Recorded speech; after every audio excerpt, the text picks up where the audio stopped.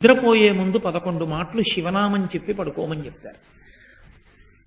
తెల్లవారి నిద్ర లేచేటప్పుడు మీరు పరమశివ భక్తులైనా సరే, మీ కులదేవత పార్వతీ పరమేశ్వరులైనా సరే, శివ శివ అంటూ లేవడాన్ని శాస్త్రం అంగీకరించదు. శాస్త్రమే. శివుడు కేశవుడు రెండని నేను అంటలేదు, కానీ దేని స్థితి దాందే అంతే.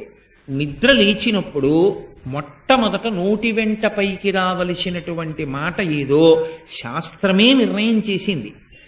ఇంకా వేరొక మాట ఏదీ నోటి వెంట రాకూడదు. మొట్టమొదట తెలివి రాగానే రావలసిన మాట ఒక్కటే, అది 3 మార్లు పలికి లేవాలి మనసం మించింది.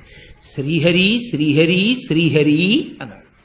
3 మాటలు శ్రీహరి అన్న నామం చెప్పి మాత్రమే లేవవలసి ఉంటుంది. అంటే జాగృతి ప్రారంభమైంది. నిద్ర లేచాడు, రక్షణ చెయ్యవలసినటువంటి వాడు శ్రీ మహావిష్ణువు.